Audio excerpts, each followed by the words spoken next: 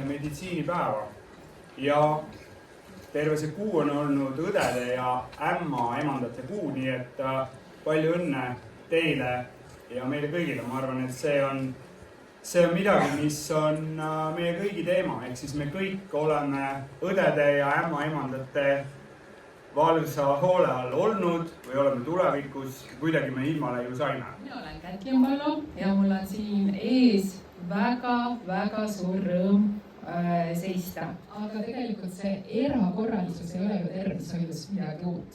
Aga me kindlasti saame ütelda, et patsiendid on keerukamaks läinud, väga palju on muutunud inimeste ootused ja muutunud on see, kui palju üks töötaja peab suutma väga lühikese aja jooksul märgata, hinnata ja otsustada.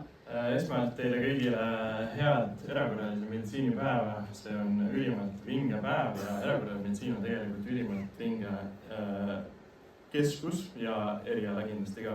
Ja enne kui alustan, siis ma palun teid natuke, kuidas öelda, mediteerida, hingata sisse välja, pange silmad kinni. Palun sulgege korraks silmad, pange ja silmad kinni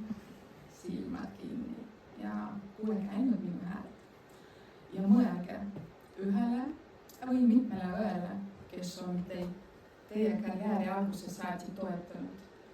Hoidke silmad kinni. Kas keegi tuli meelde?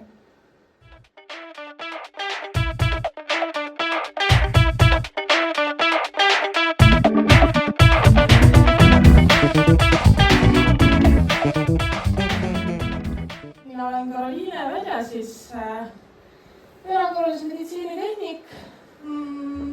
2 aastat töötanud sellel erialal, praegu õpin õeks, et ma olen päris tänulik selle EMT õppele, kuna see annab päris hea aluse üldse meditsiinis töötamisele, just erakorralises valdkonnas.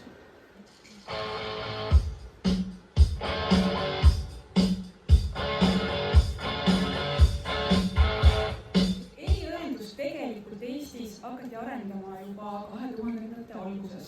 Esimesed eriõeõpped hakkasid 2006. aastal. Eriõeõpe, mis olid siis vastavalt erinevatele erialadele, oli kliiniline õendus, terviseõendus, vaimse terviseõendus ja intensiivõendus, mis siis ajapikku muudeti ümber terviseteaduse magistriõppeks.